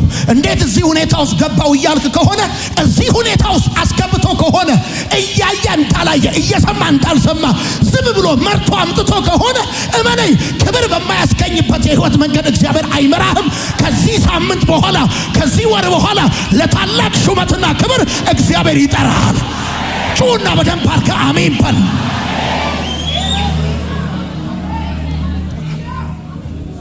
እግዚአብሔር ላንተና ለሱ ክብር በማያመጣ መንገድ አይመራህም። እግዚአብሔር ላንተና ለሱ ክብር በማያመጣ የህይወት መንገድ አይመራህም። ስማኝ፣ እግዚአብሔር ምስጋና ሊሰማባቸው የሚፈልጋቸው አንደበቶች አሉ። ድግስ ሊደግስባቸው የሚፈልጉ ቤቶች አሉ። ክብሩን ሊገልጥባቸው የሚፈልጉ ትዳሮች አሉ። እግዚአብሔር እግዚአብሔር አምላክ ሊመሰገንባቸው የሚፈልጋቸው ወርቃማ ታሪኮች አሉ። በቃ መረጠሽ፣ በቃ መረጠ። ስሙን ባንተ ማስጠራት፣ ባንቺ ማስጠራት፣ ባንተ ማስጠራት መረጠ። ምስጋናውን ባንተ አፍ ማስነገር ፈለገ እግዚአብሔር። ስለዚህ እግዚአብሔር አምላክ ላንተና ለሱ ክብር በማያመጣ የህይወት መንገድ አይመራህም።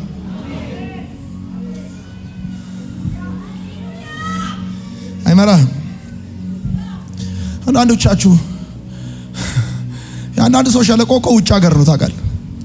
አንዳንዱ እኮ ያልፍልኛል ብሎ ደህና ሁኑ ብሎ ድግስ ደግሶ ቻው ብሎ ሄዶ እዛ ገብቶ ጌታ ሆይ የአኮር ሸለቆ ነው በለኝ ጊታር ግዙልኝ ብሎ ዲዲው እኔ አሁን ያለሁት ዋሽንግተን ዲሲ ነው ግን ወዳጆቼ ያለ እንደገና ሌላ ነገር ውስጥ ነው ያለው ብራዘር። ያንዳንድ ሰው ግን እነግራለሁ፣ ጌታ ምስክሬ ነው። እግዚአብሔር አምላክ ለሱ መዝሙር በማያመጣ ክብር በማያመጣ ለሱ ክብር፣ ለሱ ውዳሴ፣ ለሱ ምስጋና፣ ለሱ በረከት በማያመጣ ላንተ ደግሞ አክሊል በማያመጣ የህይወት መንገድ ላይ አይመራህም። እኔ እየሰማኝ ያለ በመንፈስ ከኔ ጋር እየፈሰሰ ያለ ሰው እዚህ ቤት መልእክት እንዳለው አምኖ የመጣ ሰው ካለ አሜን ይበለኝ። በቅርብ ጊዜ የክብር ኒሻን እግዚአብሔር ባንተ ላይ ያደርጋል።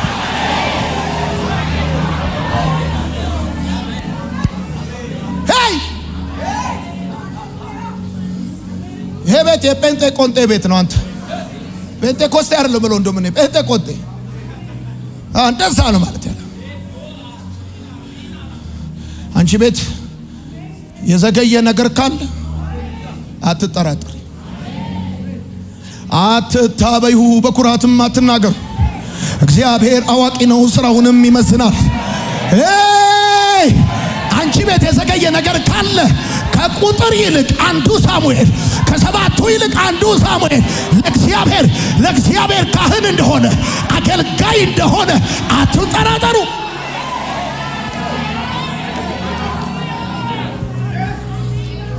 ከአንዳንድ ነው። እኔ ከእግዚአብሔር ዘንድ መልእክት ይዤላችሁ መጥቻለሁ። እግዚአብሔር አምላክ ለእናንተና ለሱ ክብር በማያመጣ መንገድ አይመራችሁም። አስረኛ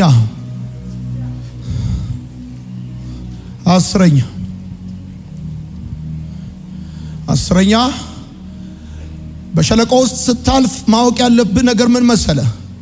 ተራራው አንተ እግዚአብሔርን ለማግኘት የምትወጣበት፣ ሸለቆ ደግሞ እግዚአብሔር አንተን ለማግኘት የሚመጣበት ቦታ እንደሆነ ማወቅ አለብህ።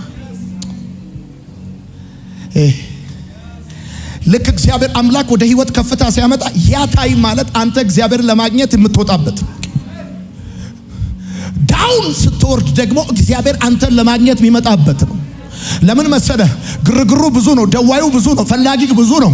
ስልኩ አሁንም ነው የሚጮኸው። ሊያወራ ካልቻለም ቢዚ ሆነበታል። ስለዚህ ለተወሰነ ጊዜ ካፍታ ማስታወቂያ በኋላ ይመለሳል ብሎ ጓደኞችን አንተን ዳውን ቱ ዘ ቫሊ ይወስዳል ወረታቸው። የዛን ጊዜ የሚደውልልህ የለም። ያኔ ብቻ ትሆናለህ። መጽሐፍ ለማንበብ፣ ለመጸለይ፣ ለመዘመር ትመቸዋለህ። ያን ጊዜ አንተን ለማግኘት ሰማይ ወክ ያደርጋል፣ ወዳለበት ሁኔታ ይመጣል። የሰማኝ ሰው ካል የገባው ሰው ካል ተራራው አንተ እግዚአብሔርን ለማግኘት የምትወጣበት ነው። ሸለቆ እግዚአብሔር አንተን ለማግኘት የሚመጣበት ነው። ለዚህ ነው አባብላታለሁ አለ፣ ወደ ምድረ በዳም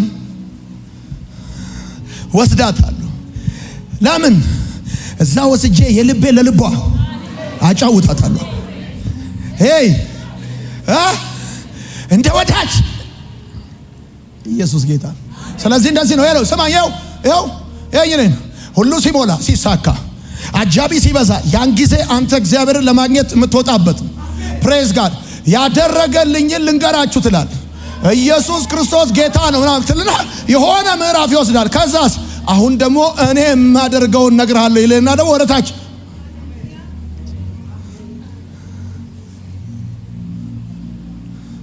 ሸለቆ እግዚአብሔር አንተን ለማግኘት የሚመጣበት፣ ተራራው ደግሞ አንተ እግዚአብሔርን ለማግኘት የምትወጣበት። ስለዚህ 5 መሰረታዊ ነገሮች ነግሬህ ይጨርሳለሁ። ጻፍ እንደዚህ ብለህ በሸለቆ ውስጥ ስታልፍ ማይ ጋድ እንዴ ደስ ብሎኝ እንደማካፍላችሁ ልነግራችሁ አልችልም። በሸለቆ ውስጥ ስታልፍ አለው ነገር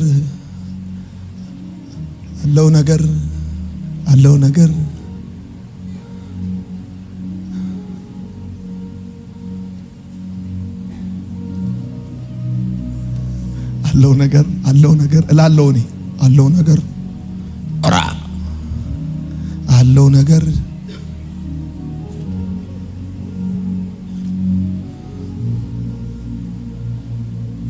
አለው ነገር እግዚአብሔር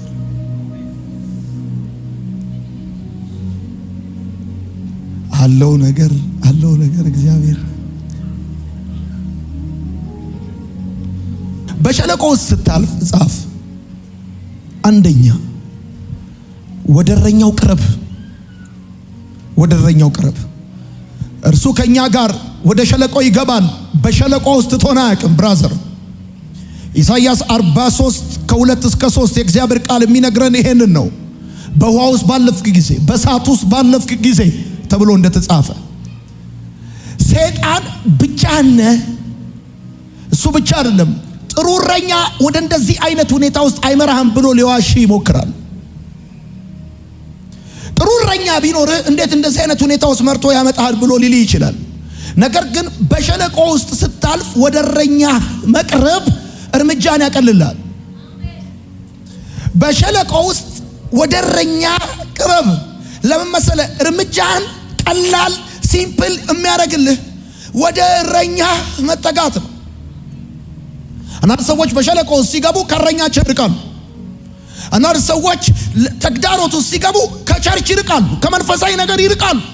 የሆነ ዳውን የሆነ ሁኔታ ውስጥ ሸለቆ ውስጥ እንደገባ ሲሰማ የዛ ጊዜ እርምጃህን የሚያቀልልህ ወደ እግዚአብሔር መቅረብ ነው። አንድ ምሳሌ ልስጣችሁ። በሰርግ ቤት ከብፌው ዋናውን የሚያነሳው ለሙሽሮቹ የቀረበ እንጂ ለብፌው የቀረበ አይደለም። ብዙ ጊዜ ሰርግ ቤት ሄጄ ተቀምጬ አውቃለሁ። ከዛስ ለሙሽራው የተጠጉ ሰዎች አሁን ሰርግ ቤት ምግብ መነሳት ሲጀምር እንዴት ነው? ሙሽራውና ሙሽሪትን ያስነሷቸዋል። ከዛስ ከነሱ አጠገብ የተቀመጡ ደግሞ አሉ፣ እነሱን ያስነሳሉ። እኔ ከዛ ብፌው ጋር ብትጠጋ የሚያስነሱት ሰዎች ደግሞ ልምድ ያላቸው ናቸው። ይገርማል። ደግሞ እንደዚህ ተራምደው ይላሉ። ማንንም ማስነሳት እንዳለባቸው ያውቃሉ። ከሙሽራው በራክ ቁጥር የምታነሳው ጥቅል ጎመን ነው። ከሙሽራው በራክ ቁጥር የምታነሳው ይሰማል ወይ? ዝም ማካሮኒ ነው በልተህ የምትሄደው ነገር ያለው ዋና ሻኛ ዳዊት ምናምን ለሙሽራው በተጠጋ ቁጥር ነው። በሸለቆ ውስጥ ስታልፍ የተሻለ እርምጃን የሚያቀልልህ ወደ እረኛ መቅረብ ነው። ጠጋ ወደ ኢየሱስ ጠጋ። እስቲ ጠጋ ብላለች ምረት አለ። እኔ እኮ ጌታ ዘማሪ ነኝ እንዴ? እስቲ ጠጋ ብላለች። አትዘምርም አንተ አትዘምር፣ አታሰላስልም ነገር። እስቲ ጠጋ ወደ ጌታ፣ እስቲ ወደ ጠጋ። በቃ ሊያቆም ነው ብሎ ሲጠብቁ እንደውም መጽሐፍን አንስተ ኢየሱስ ጌታ፣ በስመ አብ ወልድ መንፈስ ቅዱስ ብለ ኢየሱስ ጌታ አሜን በሉ። አትበረባር። በሸለቆ ውስጥ ስታልፍ ወደ እረኛው ቅረብ፣ ወደ ፓስተሩ አትቅረብ። ትነቅላለህ። ጭራሽ ወደ ጌታ ነው መቅረብ ያለብህ። ወደ ሰው ከቀረብክ እነግርሃለሁ ጭራሽ ኮንፊውዥኑን ይጨምሩላል። እውነትህን ነው ይለዋል ችግርህን። አዎ ኧረ ወይኔ እንዴት ልትሆን ነው ታዲያ? እንዴት ነው እየኖርክ ያለው? ትችላለህ ይላል። ሬዲሜድ የለቅሶ ልብስ ነው አሰፍተው የሚሰጡ ሰዎች። በቃ እቺን ይዘህ አልቅስ ነው የሚሉ። በሸለቆ ስታልፍ ወደ ሰው አይደለም መቅረብ ያለብህ። ጌታ ምስክሬ ነው። ያስቀዋል፣ ነግሬሃለሁ፣ ያሳቅቀዋል። ወደ ሰው አይደለም፣ ወደ እግዚአብሔር ራሱ ወደ እግዚአብሔር ከመቅረብ የተነሳ አንዳንድ የቅርብ ሰዎች ራሳቸው በምን ውስጥ እያለፍክ እንደሆነ አያውቁ። ስትመጣ ፊት ያበራል። ሙሴ ከእግዚአብሔር ጋር ቆይቶ ሲመጣ ቁርበቱ ያበራ እንደነበረ በጣም ቻሌንጁ ከባድ በሆነ ሲዝን ወደ እረኛ ስትቀርብ፣ ወደ ጌታ ስትቀርብ ይቸግርህ አይቸግርህ፣ ይጉደል ይሙላ የሚታወቅ ነገር የለም። ስትመጣ ሻይ ታረጋለህ። አሜን በል። እየሰማኝ ያለ ሰው መልእክት እንዳለው ሰው የሚያውቅ ሰው ካለ አሜን ይበል። ወደ እረኛ ጠጋ፣ ወደ እረኛ ቀረብ። በተለይ በሸለቆ ውስጥ ስታልፍ ወደ እረኛ ማትቀርብ ከሆነ ወደ ሰው የምትቀርብ ከሆነ እነ አድምቄን ነው የምታገኘው። በቃ እነ ደባልቄን አድምቄን በቃ ምናምን የምታገኘው ነገር ያለው። ወደ እግዚአብሔር ስትቀርብ ግን ይገርምሃል። ሃሌሉያ። ሁለተኛ በሸለቆ ስታልፍ ሁለተኛ ከእረኛው ጋር ተነጋገር። ዳዊት ወደ ሸለቆ በገባ ጊዜ ስለ እግዚአብሔር መናገር አቁሞ ከእግዚአብሔር ጋር መነጋገር ጀመረ። ምዕራፉን ሲጀምር ምዕራፍ 23 እንደዚህ ነው ያለው፣ እግዚአብሔር እረኛዬ ነው አለ፣ የሚያሳጣኝም የለም አለ። በለመለመው መስክ ያሳድረኛል፣ በረፍቷ ዘንድ ይመራኛል አለና ነፍሴ መለሳት፣ ስለ ስሙ በጽድቅ መንገድ መራኝ። ከዛስ እስከዚህ ድረስ እስከ ቁጥር 3 ድረስ ስለ እግዚአብሔር ነበር የሚያወራው። ልክ ወደ ሸለቆ ሲገባ በሞት ጥላ መካከል እንኳን ቢሄድ አለና አንተ ያናግረዋል እረኛውን፣ አንተ ከኔ ጋር ነህና ክፉን አልፈራም፣ በትርህና ምርኩዝማ አንተ። ልክ ሸለቆ ስትገባ ከእረኛው ጋር ነው መነጋገር ያለብህ። ከሰው ጋር፣ ከአከራይ ጋር፣ ከምቀኛ ጋር፣ ሸረኛ ጋር ማውራትና ከእግዚአብሔር ጋር። በሞት ጥላ መካከል እንኳን ቢሄድ አንተ ከኔ ጋር ነህን አናግረው። እግዚአብሔር ክፉን አልፈራም፣ በትርና ምርኩዝ እነሱ በጠላቶቼ ፊት ለፊት ገበታን። እግዚአብሔር አናግረው፣ እረኛውን ማነጋገር ነው። አንዳንድ ሰው ታውቃለህ፣ ሸለቆ በባህሪው ያስወራል። ታውቃለህ፣ ሸለቆ በባህሪው ያስወራል። ብቻ ነው እንደ ሰካራ የሚያደርግ። በቃ ታወራለህ ዝም ብሎ። በቀደም እኔና ዶይ እየሄድን እንደዚህ ያልኩ አንድ ሰው ብቻውን ሆኖ ያወራል። ትልቅ ሰው ብቻውን ነው እንዴ? ብቻውን ሆኖ ያወራል። ስላጣረ ብቻውን ነው። ከማን ጋር ያወራል?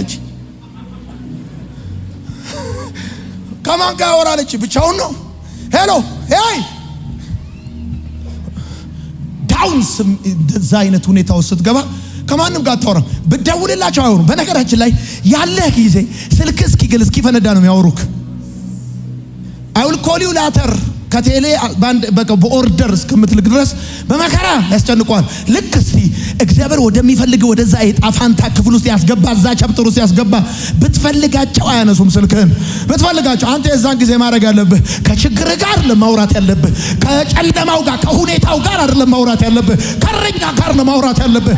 አንተ ወደምትገባበት ወደ የትኛው ሁኔታ አብሮ የሚገባ በሸለቆ ውስጥ የማይተው በብቸኝነት ጊዜ የሚጠጋ አምላክ አለ። ከሱ ጋር ማውራት አለብን። በሞት ጥላ መካከል እንኳን ብሄድ አንተ ከኔ ጋር ነህና። ቁጥር 1 እግዚአብሔር እረኛዬ ነው፣ ስለ እግዚአብሔር ያወራል። ቁጥር 4 በኋላ ያለውን ስታነበው፣ ከ5 በኋላ ያለውን ስታነበው ግን በሞት ጥላ መካከል እንኳን ብሄድ አንተ ከኔ ጋር ነህና ክፉን አልፈራ፣ በትርህና ምርኩዝህ የማ ያንተ ያናግረዋል። አንተ ያናግረዋል ዳዊት ፋዘር የስ በሞት ጥላ መካከል እንኳን ብሄድ አንተ ከኔ ጋር ነህ። አሁን የሚያዋጣው ከአባት ጋር መነጋገር ነው። ኤቭሪዋን ሲዘጋ የሚያዋጣው ከእግዚአብሔር ጋር መነጋገር። እውነቴን ነው የምነግርህ፣ የትኛውንም ሁኔታ ገንጥሎ ወደ አንተ ይመጣል። እኔ ማወራላችሁ እኮ በምሳሌ የምነግራችሁ ከሰው ይልቅ እጅግ የሚጠጋጋ እውነተኛ ወዳጅ፣ ሰው እንኳን ክፉ ሆኖ ሳለ የሚጠራውን ልጁን እንዳልሰማ እንደማይሆን የምትጠሩት አምላካችሁን ብራዘር ይኸውልህ፣ በሸለቆ ውስጥ ሲያልፍ ወደ እግዚአብሔር መጮህ አጋጣሚ አይደለም። ወደ እግዚአብሔር የመጮህን ጥቅም የማወቅ ውጤት ነው ይሄ። በሸለቆ ውስጥ ስታልፍ ከእግዚአብሔር ጋር ተነጋገር፣ ከሰው ጋር አትነጋገር። እየወጣ ፖስት አታርክ። ይታለፋል ይሄ ቀንም ብለህ ፖስት አታርክ። ደግሞ ይህን ሰምተህ ጻፋሉ። አንዳንድ ሰው አለ በቃ ወጥቶ ሶሻል ሚዲያ ላይ ይታለፋል ይሄ ቀንም በቃ እንደምንም አጠጋግቶ አይ ጓደኛ ምን አይላ በቃ የሆነ ነገር እንደዚህ የረሳናቸውን የአማርኛ ፊደሎች እንዲህ እግር ያላቸውን ፈልጎ አምጥቶ ፖስት ጋይስ ገባ እኔም ብላችሁ ምናምን ብሎ በኖርማል የሚያወሩ ሰዎች አሉ እኮ እኔ ይኖር ገብተው ሸለቆ ስትገባ ከእግዚአብሔር ጋር ከሰውየውም ጋር አትግባቢም፣ ከባልሽም ጋር አትነጋገሪ። ገብቶሻል ማወራው? ቆይ ላስረዳ። እንዴ መሰለ ቁጭ በል እንሰብሰብ፣ የቤተሰብ ጉባኤ ጠራ። ከዛስ 19 ነጥብ ንዑስ ቁጥር ሀሸረመ ቀቸተፐ ምናምን ስትል መጨረሻ ላይ ጭራሽ እንደውም ሽማግሌዎቹንም ጨምራችሁ ተበጣብጣችሁ ለሁለት ቡድን ሆናችሁ እንዳትታረቁ ሆናችሁ ነገር ያለው ሸለቆ ስትገባ መነጋገር ያለብህ ከረኛ ጋር ፋዘር ትለዋለህ። የስ ይላል። ይሁን አንሻፈ ብታወራ ማስተካክሎ ይሰማሃል። አንተ ግራመር ብትጠብቅም ባትጠብቅም 4 ነጥብ ቢኖረው ባይኖረው ልትናገር የፈለከውን ብቻ ሳይሆን ሌላም ከውስጥ አውጥቶ ይሰማሃል።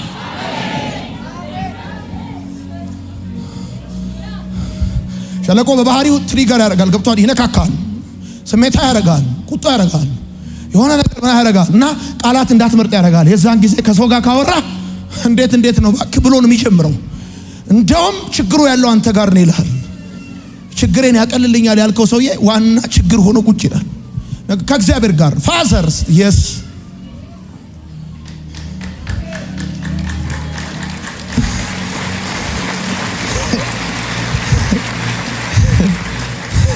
ሶስተኛ በሸለቆ ውስጥ ስታልፍ አንደኛ ወደ እረኛው ቅረብ፣ ሞር ጨምር፣ ከበፊቱ ተጠጋ ወደ እግዚአብሔር።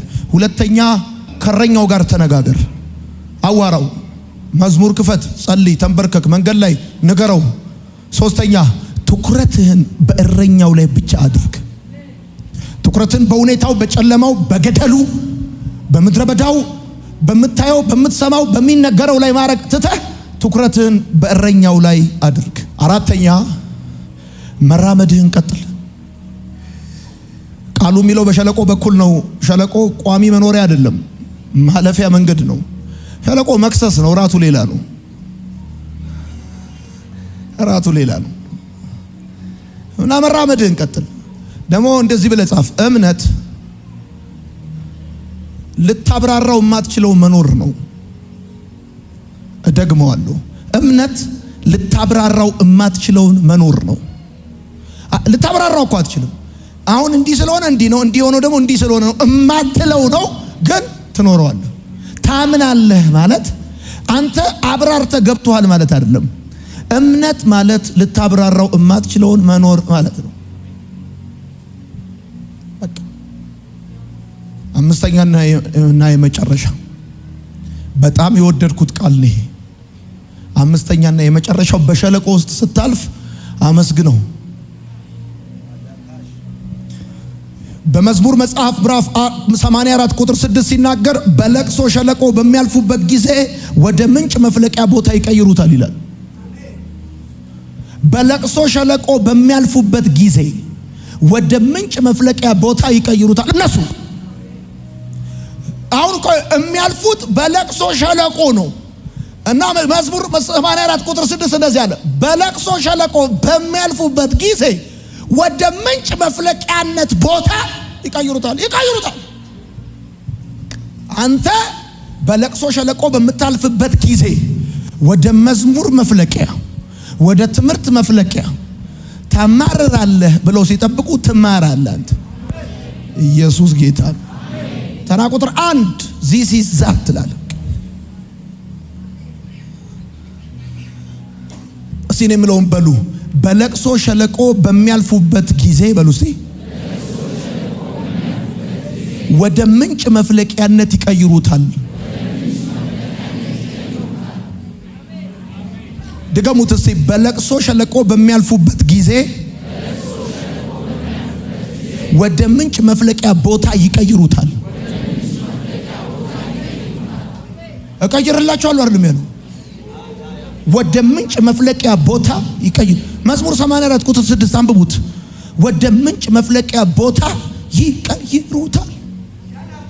አመስግኖ በቃ ፋዘር ታንክ ዩ ሎርድ አመሰግናለሁ። እንዲህም አይነት ይወታል። ወደ ምንጭ መፍለቂያ ቦታ ይቀይሩታል። ሰባኪዎች ከሌሎች ሰዎች የሚለያቸው ይሄ ነው። እያንዳንዱን የሚያልፉበትን መንገድ ወደ ስብከት ይቀይሩታል። እንደ ትዳር፣ እንደ ስራ፣ እንደ ግል በለቅሶ ሸለቆ በምታልፍበት ጊዜ ወደ ምንጭ መፍለቂያ ቦታ መቀየር ያንተ ድርሻ። አሁን አንዳንድ ሰዎች ወደ እንጉርጉሮ ይቀይሩታል። በቃ እኔማ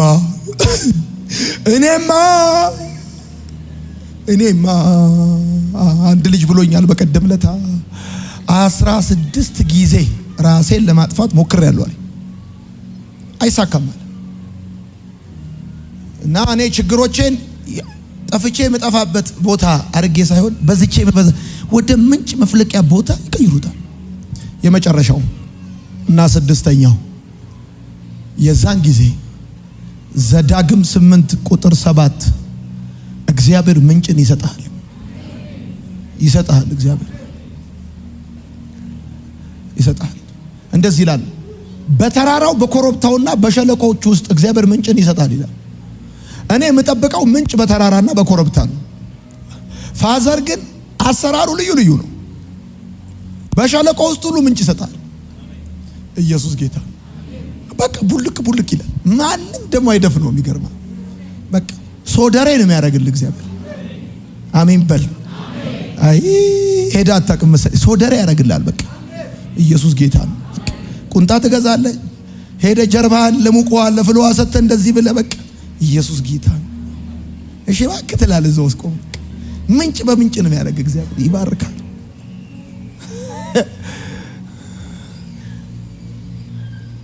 በሸለቆ ውስጥ ስታልፍ ወደ እረኛው ቅረብ። ከእረኛው ጋር ተነጋገር። ከእረኛው ጋር አውራ።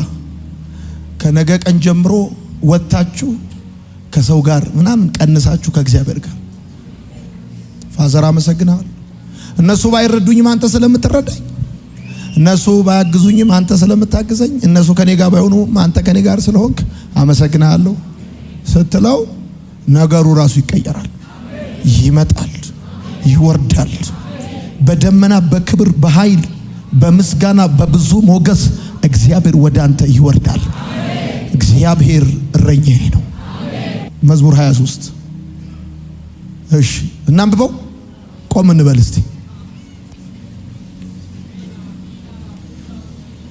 አሁን በሸለቆ ውስጥ ስታልፍ እረኛህን ማወቅና እንደሚመራ ማወቅ በቂ ነው። ሌላ ነገር ማወቅ አያስፈልግም። ለማንበብ ሞገስ ሰጥተህ ለማንበብ 1 3 እግዚአብሔር እረኛዬ ነው፣ አንዳች አይጎድልብኝም። በለመለመ መስክ ያሳርፈኛል፣ በረፍት ውሃ ዘንድ ይመራኛል። ነፍሴን ይመልሳታል፣ ስለ ስሙም በጽድቅ መንገድ ይመራኛል። ነፍሴን ይመልሳታል፣ ስለ ስሙም በጽድቅ መንገድ ይመራኛል። በሞት ጥላ ሸለቆ ውስጥ ብሄድ እንኳን አንተ ከኔ ጋር ስለሆንክ ክፉን አልፈራም። በትርህና ምርኩዝህ እነርሱ ያጽናኑኛል። ከዛስ ጠላቶቼ እያዩ ማይ ጋድ በፊቴ ማዕድ አዘጋጀህልኝ፣ ራሴን በዘይት ቀባ፣ ጽዋዬም ሞልቶ ይፈሳል። በሕይወቴ ዘመን ሁሉ በጎነትና ምሕረት በእርግጥ ይከተሉኛል። እኔም በእግዚአብሔር ቤት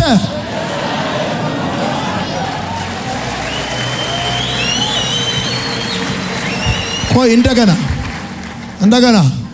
ተመልከቱ። ቆይ ብዙ ጊዜ መጽሐፍ አንብባችሁታል። አሁን ዳዊት ቁጥር 1 ይሁት እግዚአብሔር እረኛዬ ነው አለ። ስለማን ነው የሚያወራው? ስለ እግዚአብሔር። አንዳች አይጎልብኝም። እሺ በለመመለስ ያሳርፈኛል፣ በረፍቱ ዘንድ ይመራኛል። እሺ ነፍሴን ይመልሳታል። እግዚአብሔር ስለ ስሙም በጽድቅ መንገድ ይመራኛል። ከዛስ በሞት ጥላ ሸለቆ ብሄድ እንኳን አሁን ተቀየረ፣ ጨዋታው ተቀየረ። አንተ ከዚህ በፊት ስለ እግዚአብሔር ነበር የሚያወራው፣ አሁን ግን ከእግዚአብሔር ጋር ነው የሚነጋገረው። በሞት ጥላ ሸለቆ ውስጥ ከከተታችሁኝ እኔ ከእናንተ ጋር ማውራት ትቼ ከእሱ ጋር ማውራት ቀጥላለሁ ነው። በሞት ጥላ ሸለቆ ውስጥ ብሄድ አንተ ከእኔ ጋር ስለሆንክ ይለዋል ጌታን። ክፉን እረኛውን ያናገራል። ስሙ በትርና ምርኩዝ እነሱ ከዛስ ጠላቶቼ እያዩ አንዳንድ ሰው በሸለቆ ሲያልፍ ከማን ጋር ነው የሚያወራው? ከጠላት ጋር። ጠላቴ ተው ብዬ ተው እንደሱ አላልኩም፣ ግን በፊቴ ማዕድ አዘጋጀልኝ፣ ራሴን በዘይት ቀባ። እግዚአብሔርን እኮ ነው የሚለው ቀባ። ከዛ ጽዋዬ ሞልቶ ይፈሳል። በሕይወቴ ዘመን ሁሉ በጎነትና ምህረት በእርግጥ አሁን ይሄ ሰውዬ እርግጠኛነቱ ምን ተካላችሁ? እረኛውን ያውቃል፣ እንደሚከተለውም ያውቃል፣ እንደሚመራውም ያውቃል። ይሄን ካወቅ ይበቃል። ስለ ሁኔታዎች ማብራሪያ አያስፈልግም። ለጌታ ክብር እናጨበጭባለን። እንደገና አሁንም በደንብ እናጨበጭባለን። ኢየሱስ ጌታ